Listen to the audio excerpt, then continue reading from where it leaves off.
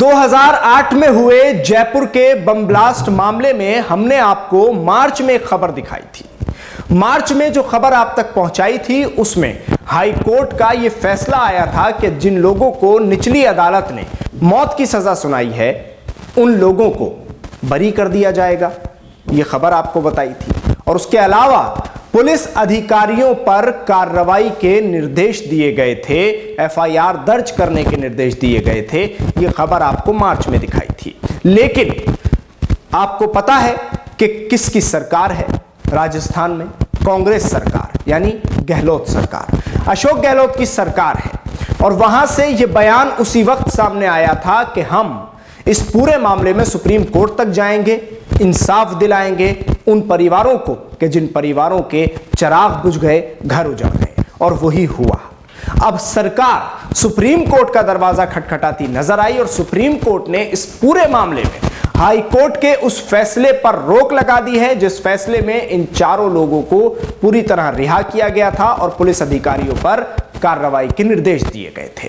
अब मैं आपको ये पूरी खबर बताता हूं विस्तार से कि ये खबर क्या है और इसमें कोर्ट ने क्या कुछ कहा है, क्या शर्तें लगाई हैं, किन शर्तों के साथ इन चारों लोगों को रिहा किया गया है और उन पुलिस अधिकारियों पर कार्रवाई के आदेश जो दिए गए थे उन पर क्या हुआ। सुप्रीम कोर्ट ने बुधवार को 2008 के जयपुर बम ब्लास्ट मामले में राजस्थान हाईकोर्ट द्वारा बरी किए गए 4 व्यक्तियों को रिहा करने के आदेश दिए अगर किसी अन्य मामले में उनकी हिरासत की आवश्यकता न हो। 13 मई 2008 को जयपुर में कई विस्फोट हुए जिसमें 71 लोगों की मौत हुई और 185 लोग घायल हुए।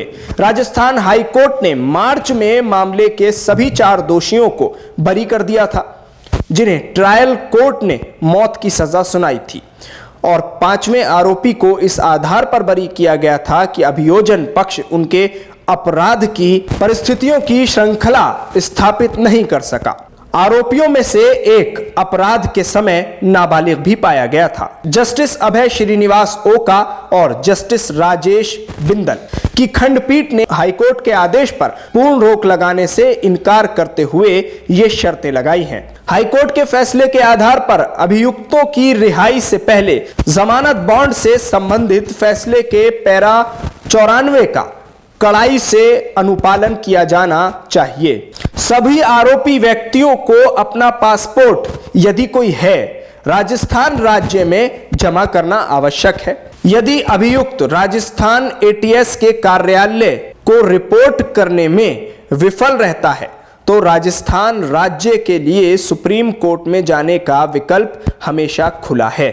तो ये कुछ पैरा मैंने आपको पढ़कर सुनाए हैं खबर के, जिसमें आपने पहले वो डिटेल समझी क्या थी और उसके बाद राजस्थान की जो गहलोत सरकार है, कांग्रेस सरकार, उन्हीं मुसलमानों के बलबूते पर जिनके बलबूते पर कर्नाटक में सरकार बनाई गई है और उसके बाद किस तरह से राजस्थान में मुसलमानों के लिए ये एक तोहफा आप समझ लीजिए और मुसलमानों के प्रति कांग्रेस का जो मिजाज है और कांग्रेस का जो जहन है उसको आप समझ लीजिए कि गहलोत सरकार साफ तौर पर कहती नजर आई थी कि हम इन लोगों को रिहा नहीं होने देंगे, हम उस लड़ाई को पूरी तरह से लड़ेंगे जो परिवारों के चिराग बुझे हैं। हम इस पूरे मामले में सुप्रीम कोर्ट में जाएंगे और वही कुछ हुआ है।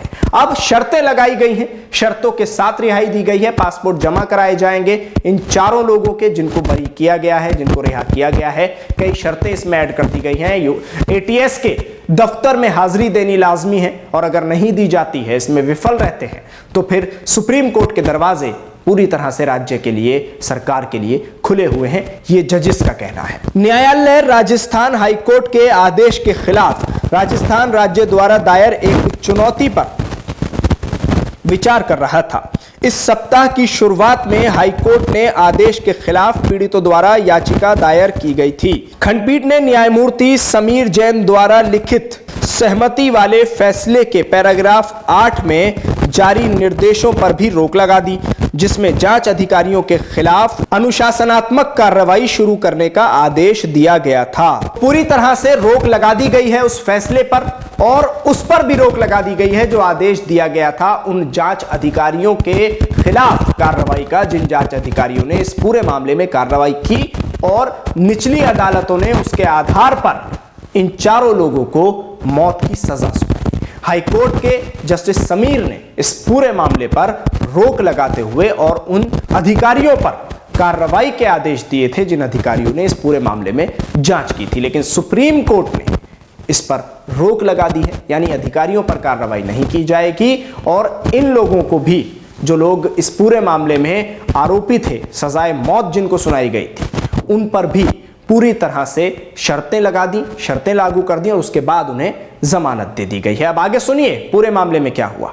न्यायालय ने राज्य को यह सुनिश्चित करने के लिए भी कहा है कि सभी प्रतिवादियों को नोटिस दिया जाए, क्योंकि आज 4 में से केवल 2 का प्रतिनिधित्व किया गया था। एजी ने सीआरपीसी की धारा 390 के तहत 4 बरी किए गए आरोपियों की गिरफ्तारी और हिरासत जारी रखने का आदेश मांगा।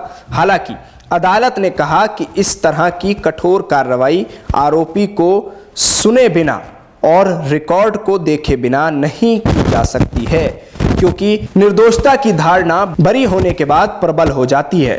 कोर्ट ने कहा, अगर 9 अगस्त यानी सुनवाई की अगली तारीख पर मामले की सुनवाई नहीं हो पाती है तो राजस्थान राज्य सीआरपीसी की धारा 390 के बिंदु पर बहस करने के लिए स्वतंत्र है, जो दोष मुक्ति के खिलाफ अपील में अभियुक्तों की गिरफ्तारी का प्रावधान करती है। और कोर्ट के सामने बात रखी अटॉर्नी जनरल ने, जो सरकार की तरफ से पेश होते हैं। उन्होंने कहा कि 390 के तहत, धारा 390 के तहत इन लोगों की दोबारा गिरफ्तारी होनी चाहिए। तो उस पर अदालत ने क्या कहा वो आपने सुन लिया। लेकिन अगर अगली तारीख में सुनवाई नहीं हुई और लोग पेश नहीं हुए तो फिर पूरी तरह से आजाद है, स्वतंत्र है। राज्य सरकार, जो कि राजस्थान सरकार है, वो इस धारा के तहत कार्रवाई पर बहस कर सकती है। तो समझा आपने इस पूरे मामले को।